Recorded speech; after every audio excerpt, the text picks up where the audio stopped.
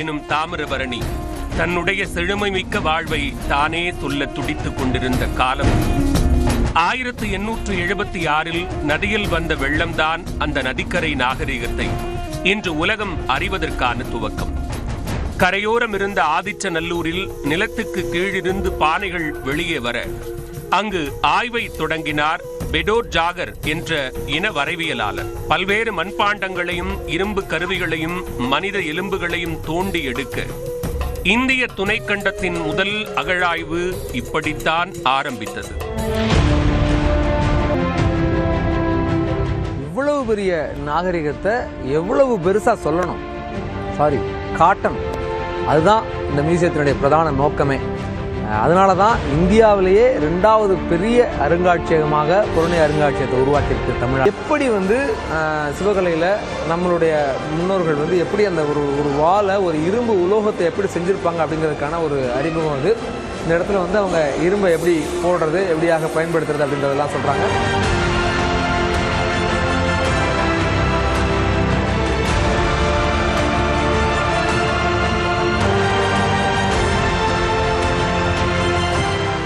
என்ன மாதிரியான நுட்பம் அது, அந்த நுட்பத்தை 5000 வருஷத்துக்கு முன்னாடி எப்படி அதை பண்ணியிருப்பாங்க வியந்து நம்ம யோசிக்கிறதுக்கு இடையிலேயே அவங்க ஒரு ப்ராக்டிக்கல் இதையும் கொடுத்துட்றாங்க. நேரடியாக நம்மளே செஞ்சு பார்த்துக்கணும். இதுதான் அந்த உலையினுடைய மாதிரி. இப்போ என்ன மாதிரியான உலை பயன்படுத்திருப்பாங்க, அந்த உலைக்குள்ளே எப்படி இரும்பை போட்டு அதை உருக்கி அதனுடைய கசடு தனியாக வர்றதெல்லாம் அந்த உலையினுடைய மாதிரி இங்கே இருக்குது. இந்த இரும்பு பயன்பாடை பற்றி சொல்லும்போது ஏன் இரும்பு ரொம்ப முக்கியம் அப்படின்றோம்னா, இரும்பு வந்ததுக்கு அப்புறம் தான் மனிதன் நாகரிகத்திலேயே ஒரு பெரிய வளர்ச்சி உருவாகுது.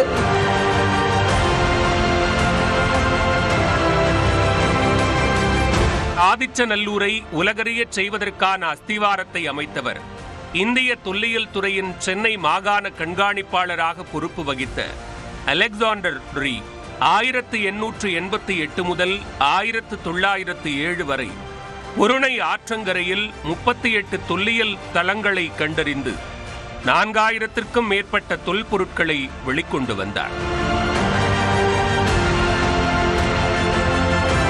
144 ஏக்கர் பரப்பளவுக்கு விரிந்த தொல்லியல் மேட்டை பாதுகாத்து தென்னாசியாவின் மிக பழமையான நாகரிகம் இது என அறிக்கை வெளியிட்டார் அலெக்சாண்டர் ரீ. அலெக்சாண்ட்ரியா 1802 தான் பண்ணாருன்னா, அதுக்கு முன்னாடி 1876 ஜாகர் அவர் ஜெர்மானியர் இங்கே எங்கிருந்தோ அவர் இதை கேள்விப்பட்டு இந்தியாவை அடைந்து, இந்தியாவில் எங்கேயோ கடைக்கோடியில் இருக்க தமிழ்நாட்டை அடைஞ்சு, தமிழ்நாட்டில் இருக்கின்ற தென்பகுதியில் இருக்கின்ற இந்த இடத்த ஆய்வு பண்ணி அங்கே இருக்கின்ற பொருட்களை எடுத்துகிட்டு அவர் பெர்லின் மியூசியத்தில் இன்றைக்கி அதை காட்சிப்படுத்திருக்கேன்னு சொல்கிறாங்க. அலெக்சாண்டர் ரீ மேற்கொண்ட ஆய்வின் மூலம் நேர்த்தியுடன் செய்யப்பட்ட பல்வேறு மண்பாண்டங்கள், வாள், கத்தி, ஈட்டி போன்ற இரும்பு உலோகப் பொருட்கள், வெண்கலத்தினாலான வளையல், மோதிரம் என கிடைத்த பொக்கிஷங்கள் ஏராளம். ஆதிச்சநல்லூரில் அந்த பரம்பு மேடு இருந்த பகுதி முழுக்கவே ஒரு சுரங்கம் மாதிரி பெரிய சுரங்கமாக இருந்திருக்கும் அப்படின்னு சொல்கிறாங்க ஆய்வாளர்கள். ஏன் அப்படின்னா அங்கே உருவாகி இருக்கிற இரும்பு பொருட்களை பூரா பாருங்களேன். இங்கே எவ்வளோ பெரிய இரும்பு பொருட்கள் பாருங்க. அருவா, கத்தி, ஒவ்வொருத்தனுடைய தேவைக்கு ஏற்பைகளையும் அளவுக்கு ஏற்பையும் எடையிலையும் சைஸ்லையும் வெவ்வேறு வகையான கத்திகள் உருவாக்கியிருக்காங்க, இரும்பு உலோகங்கள் உருவாக்கியிருக்காங்க. பாருங்கள், இது விளக்குகள் தொங்க விடுறதுக்கு, சரஞ்சரமாக விளக்குகள் தொங்க விடுறதுக்கான ஊக்குகள் தயாரிச்சிருக்காங்க அப்போவே. இதில் ரொம்ப முக்கியமான விஷயம் என்னென்னா, காட்டினுடைய மண் செம்மண் இருக்குது. அங்கே அந்த மண்ணுடைய அது எப்படி இருக்குன்னு தெரிஞ்சுக்கிறதுக்கும், அங்கே தண்ணி கிடையாது, அங்கே தண்ணி இருக்குன்றதை காட்டுறதுக்காக மழை தண்ணி பெஞ்சா அந்த இடத்துல மழை பெஞ்சா அந்த தண்ணி தேங்கி இருக்கும். அங்கேருந்து வாழ்ந்த உயிரினங்கள் என்னென்ன, நரி, சில பறவைகள், பனைமரங்கள், இதெல்லாம் தான் தேரிக்காட்டினுடைய அந்த லேண்ட்ஸ்கேப்பையே இந்த இடத்துல காட்டுறாங்க. இதனுடைய மியூசியத்தினுடைய நோக்கம் இப்படிதான் உருவாகிறது. ஈம புதைவிட தலங்களில் அரிதாக கிடைக்கும் தங்க நெற்றிப்பட்டம் உள்ளிட்டவை 1922 சிந்து சமவெளி அகழாய்வு துவங்கும் முன்னரே தமிழ்நாட்டில் மிக தொன்மையான நாகரிகம் இருந்ததற்கான சான்றுகள்.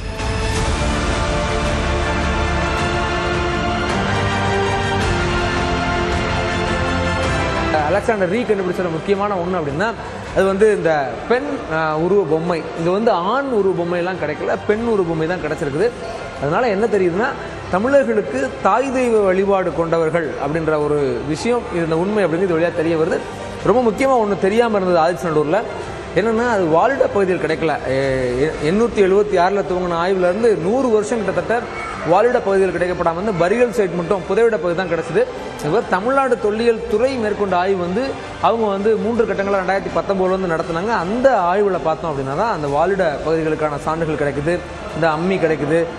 அவங்க என்று சொல்லக்கூடிய அளவில் பொருணை என்று அழைக்கக்கூடிய தாமிரபரணி ஆற்றங்கரையில் நிலவிய தமிழர்தம் தொல் நாகரிகம் என்பது மிக மிக முக்கியத்துவம் வாய்ந்த ஒன்று. இன்னும் சொல்ல வேண்டுமென்றால் தமிழர்களுடைய பண்பாட்டை, பண்பாட்டு அடையாளங்களை, பண்பாட்டு விழுமியங்களை, நம்முடைய தொல் மரபினை நீண்ட காலத்திற்கு பின்னாலே அறிவுபூர்வமாக, அறிவியல் பூர்வமாக எடுத்து சென்று நிறுவுவதிலே மிகப்பெரிய பங்காற்றி இருப்பது பொருணை நதிக்கரை நாகரிகம் என்று நான் சொல்ல முடியும்.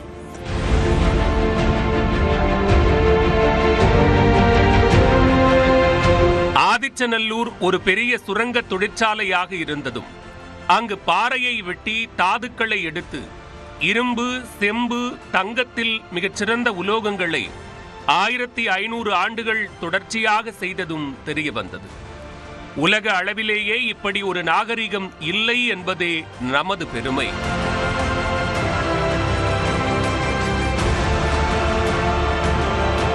ஈஜிப்டில் பார்க்கும்பொழுது அந்த அந்த மன்னர்கள் வந்து அவர்கள் கல்லறைகளை வச்சு புதைக்கும்போது வந்து தங்கத்தாலே வந்து என்ன பண்ணுறாங்க, மாஸ்க் செய்கிறது, அதுக்கு மேலே மூடி வைக்கிறது, அவர்கள் பேழைகள் வந்து தங்கத்தால் இருக்கும். கூட வைக்கின்ற பொருட்கள் வந்து அவர்களை பயன்படுத்தப்பட்ட நாற்காலியாக இருந்தாலும் சரி, அவர்கள் சேரியட் இருந்த தேராக இருந்தாலும், விலங்கினங்கள் எல்லாமே வந்து இந்த தங்கத்தால் செய்திருக்காங்க. அதுபோல் வந்து மற்ற இந்தியாவில் எங்கேயுமே கிடைக்காத அந்த தங்கம் தாத்தான பொருட்கள் வந்து பட்டங்கள், அதை இப்போ நம்ம திருமணத்துக்கு கட்டப்படுற பட்டங்கள் வந்து நெற்றி பட்டங்கள் வந்து இங்கே கிடச்சிருக்கு. ஏறத்தாழ வந்து 20க்கு மேலே நமக்கு கிடச்சிருக்கு. ரொம்ப சிறப்பாக இருக்குது. அதே போல் வந்து அதே காலகட்டங்களில் அந்த உயர்தர வெண்கலம்னு சொல்லப்படுகிற வெண்கல பொருட்கள் கிடச்சிருக்கு. இன்வைட் பண்ணியிருக்காங்க. ஏற்கனவே பாறையில்லாத பகுதி சேஃபான இருக்கிற பகுதியில் அவங்க அடக்கம் பண்ணியிருக்கலாம். அது பண்ணாமல் இது வந்து பாறையை கிரைண்ட் பண்ணியிருக்காங்கன்னா நம்ம ஒரு விஷயத்தை பண்ணலாம். இன்றைக்கி வரைக்கும் அந்த முறை இப்போ நம்ம பின்பற்றுறோம். இது வெவ்வேறு வகையிலான தாழிகள், பெரிய பெரிய தாழிகள் வச்சுருக்காங்க. இதனுடைய பிரதான நோக்கம் என்ன அப்படின்னா, தமிழர்களுக்கு வந்து இறந்தவர்கள் அழிவதில்லை அப்படின்ற ஒரு நம்பிக்கை இருக்குது. அதனால் அவங்களுடைய பெரும்பாலும் அவங்களுடைய உடல்கள் எல்லாம் உயிரோடவோ இறக்குற நேரத்துலையோ அதுக்கப்புறமாகவோ பெரும்பாலும் இறக்குற நேரத்தில் வச்சுருக்கதா சொல்கிறாங்க. உள்ளே வச்சு அவங்க பயன்படுத்தின பொருட்கள்லாம் வைக்கிறாங்க. ரொம்ப முக்கியமாக இந்த நெற்றி பட்டம் வந்து கட்டுறாங்க. அது வந்து குழுவினுடைய தலைவருக்காக இருக்கலாம், அது குடும்ப தலைவருக்காக இருக்கலாம். அந்த மாதிரி நெற்றி பட்டம் கட்டி புதைக்கிற வழக்கு. அப்போது தங்கம் பயன்பாடு வரும்போதும் எவ்வளோ தூரத்துக்கு இங்கே வந்து ஒரு பெரிய அரசு உருவாக்கம் இருந்திருக்கு அப்படிங்கிறதையும் இது வழியாக நம்ம புரிஞ்சுக்க முடியுது.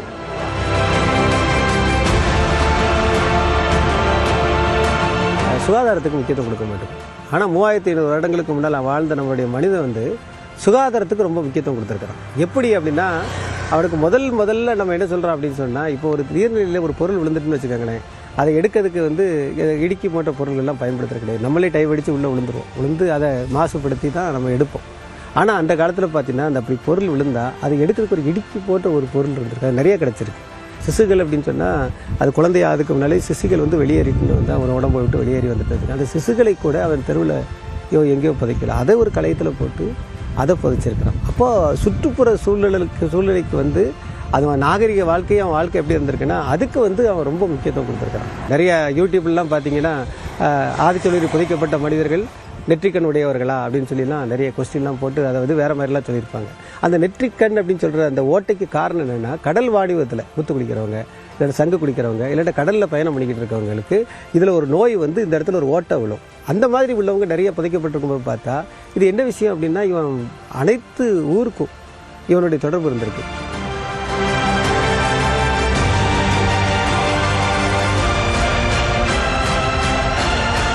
சிந்து சமவெளியில் கூட இரும்பு இல்லை, செம்பு மட்டுமே உள்ளது.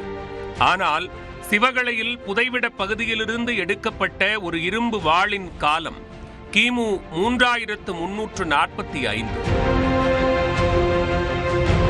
இதுதான் வந்து நம்ம வந்து இந்த பொருணை நாகரிகத்தினுடைய புரட்சி அப்படின்னு சொல்லலாம். இது பாருங்க, இதுதான் 5300 ஆண்டுகளுக்கு முன்னாடி சிவகலையிலிருந்து எடுக்கப்பட்ட ஒரு வாள், ஒரு இரும்பு. இந்த இரும்பு தான் கிமு 3345 காலமாக இறுதிப்பட்டு இதுதான் வந்து இப்போதைக்கு இந்த பெரிய புரட்சி தகவலாக வந்தது. இது வந்து அதே இடத்துல சிவகலையிலிருந்து எடுக்கப்பட்ட உமி துகள் இருந்து முதுமக்கள் தாலிதாங்களோட சேர்த்து வச்சு புதைச்சிருந்தது. 1155 கிமு. அவ்வளவு பெரிய காலம், கிட்டத்தட்ட இதுவும் 3000 ஆண்டுகளுக்கு மேலாக இருக்கக்கூடியது. இது ரெண்டும் தான் மிகப்பெரிய விஷயமா, புறணை நாகரிகத்தினுடைய உச்சமா பார்க்கக்கூடியது ரெண்டும் தான். அதை வந்து இந்த அறிமுகப்படுத்தி வச்சிருக்காங்க. இந்த இடத்துல வந்து பாருங்க, இங்க வந்து ஒரு சிறிய 15 நிமிட ஒரு காரணத்தால் அந்த திணைகளினுடைய அடிப்படையில் இந்த நிலப்பரப்பு எவ்வாறு அமைந்திருக்கிறது, இந்த அகழ்வாராய்ச்சி ஸ்தலங்கள் எந்தெந்த திணைகளோடு பொருந்தி பார்க்கிறது என்பதையும் அது விளக்கக்கூடிய ஒன்றாக இருக்கிறது.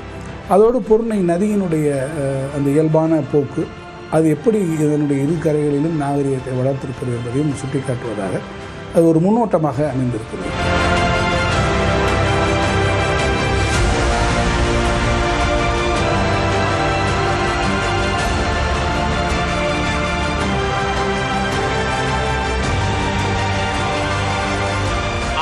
நல்லூரும் சிவகளையும் பொருணை நாகரிகத்தை தோற்றுவித்தவை என்றால், நதியின் கழிமுகத்தில் அமைந்துள்ள கொற்கை அதனை உலகெங்கும் விஸ்தரித்தது.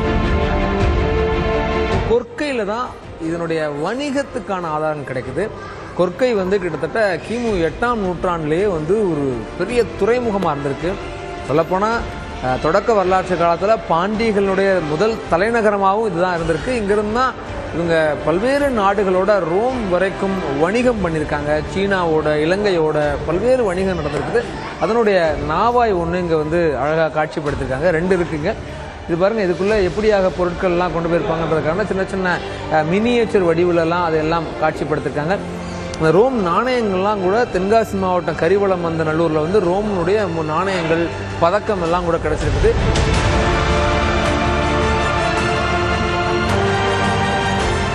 மியூசியத்தில் 70 தேட்டரோட எக்ஸ்பீரியன்ஸ் தான் வந்து ரொம்ப பிரமாதமான ஒன்று. ஏன்னா ஒரு நீங்கள் வந்து குறிஞ்சி நிலத்துக்குள்ளே போகிறோம் அப்படின்னா அந்த நிலத்தினுடைய சாரல் காற்று நம்ம மேலே அடிக்கிற மாதிரி, கொற்கையில் முத்து குளிக்கிறாங்கன்னா கடலுக்கு அடியில் ஆழ்கடலில் போய் நின்று நம்ம அந்த முத்து எப்படி எடுக்கிறாங்கன்னு பார்க்குறது.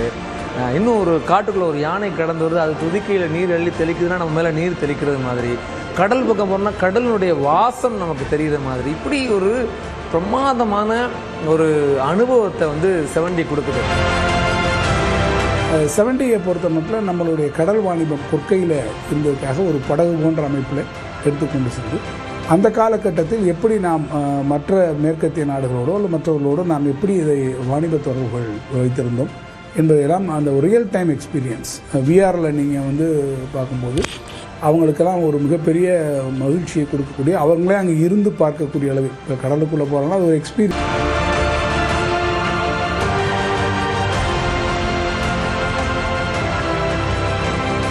இந்த காதணி தான் ரொம்ப டிஃப்ரெண்ட்டாக இருக்குது. நம்ம யூஸ் பண்ணுற மாதிரி ஹோல் போட்டு போடுற காதணி இல்லை, பெரிய ஹோல் போட்டு ஒரு வளைய மாதிரி உள்ளே போடுவாங்கல்ல, அந்த காதணி. இது வந்து ஒரு எல்லாருக்கும் தெரியாத ஒரு சம்பவமாக இருக்குது. பிள்ளைங்களுக்கு வந்து தமிழில் அழகாக எழுதி போட்டிருக்காங்க. மருதம்னா என்ன, நெய்தல்னா என்ன, பாலைனா என்ன, பிள்ளைங்க நல்லா புரிஞ்சுப்பாங்க. டோட்டலி இப்போ ஆர்கியாலஜிக்கல் டிபார்ட்மெண்ட்டில் இருக்கிறவங்கள தவிர மற்ற எல்லாருக்குமே இதை பற்றி ஒரு நாலேஜ் இப்போ வந்திருக்கும். So that's a main point. புக்கில் படித்து பார்க்குற மாதிரியே தான் இருந்தது. இப்போ கொஞ்சம் கண்குளிர் இல்லை பார்க்குறதுனால கொஞ்சம் பிள்ளைங்களுக்கு ஈஸியாக தெரியறதுக்கு வாய்ப்பு இருக்குது. சும்மாடா இருக்கும் தான் வந்தேன் நான். இங்கே பார்த்தா பழைய காலத்து உள்ள பொருட்கள், கேம்ஸ் அதே மாதிரி இருந்துச்சு. Very interesting to look at all of them. We saw lots of urns, we saw lots of different kind of stones, we saw different kinds of like decorative stuff that people used at that time. நிறைய விஷுவலாக நிறைய திங்ஸ்லாம் set பண்ணியிருக்காங்க. பியூட்டிஃபுல்லாக இருக்குது. Learn பண்ண ஈஸியாக இருக்குது.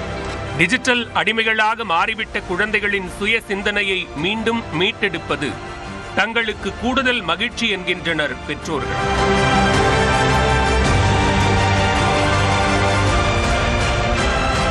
இப்போ பிள்ளைங்க செல்லு இதெல்லாம் பார்த்து இது பண்ணுறாங்க. அவங்களுக்கு அந்த உள்ள இதெல்லாம் தெரிய மாட்டேங்குது. இப்போ இதெல்லாம் திறந்து வச்சாங்கன்னா அந்த பிள்ளைங்களுக்கு ஒரு அறிவு இதாகும். அந்த பிள்ளைங்களுக்கு முன்னால் உள்ளதெல்லாம் தெரிய ஆரம்பிக்கும். இப்போ நம்ம சொல்லி கொடுத்து அந்த பிள்ளைங்களுக்கு தெரிய மாட்டேங்குது. இதெல்லாம் பார்த்தா அந்த பிள்ளைங்களுக்கு கற்றுக்குருங்க அதெல்லாம் நல்லா. அதனால இந்த மாதிரி உள்ளதுக்கெல்லாம் பிள்ளைங்களை கூட்டு வரணும்.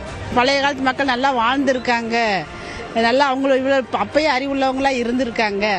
நம்ம தான் நினைக்கிறோம் பிரில்லியன்ட்னு நினைக்கிறோம். அதுக்கு முன்னாடி கல்லை வச்சு என்னென்ன செய்ய வைக்கிறதோ அதெல்லாம் நல்லா பண்ணியிருக்காங்க.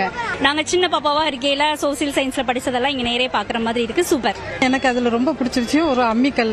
அந்த காலத்துலேயே அந்த அம்மிக்கல் வந்து ஸ்டாண்டோடு செஞ்சுருக்காங்களா, அதை பார்த்து ஒரு ஆச்சரியமாக இருந்தது. இப்போ பாரு ஃபோன் பார்த்துட்டு இருக்கிற பிள்ளைங்களுக்கு இப்படியெல்லாம் கூட்டிகிட்டு வந்தால் இதெல்லாம் பார்த்துட்டு அதுகளுக்கு ஒரு ஆர்வம் வரும் இல்லையா, படிக்கும்போது இவ்வளோ இருக்கான்னு தெரிஞ்சுக்கிறோங்கல்ல, தமிழை மறந்துடாதுங்கல்ல.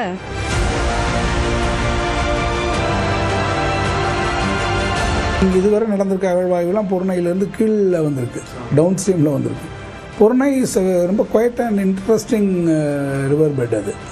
அது நிறைய வரலாற்று ரகசியங்களை, வரலாற்றினுடைய சுவடுகளை தன்னோடு புதைத்து வைத்திருக்கக்கூடிய ஒரு அற்புதமான நதி. இந்த வாழ்க்கை மேலே இன்னும் நம்பிக்கை கொண்ட மனிதர்களா, நம்மளுடைய வேர் மீது ஆழமான பற்று கொண்ட சமூகமா, இன்னும் நிமிர்வு கொண்ட தமிழர்களா நம்மளை உணர வைக்குது. இந்த இடத்துல ஒன்று தான் கடைசியாக தோணுது. இந்த மொத்த அருங்காட்சியகமும் பொருணை ஆற்றங்கரையில் நடத்தப்பட்ட மிக மிக மிக மிக சொற்ப அளவிலான ஆய்வு முடிவில் உருவானது. பொருணை ஆற்றங்கரை கீழே இன்னும் எவ்வளவு ஆச்சரியங்கள் நமக்காக காத்துக்கிட்டு இருக்கோ தெரியல.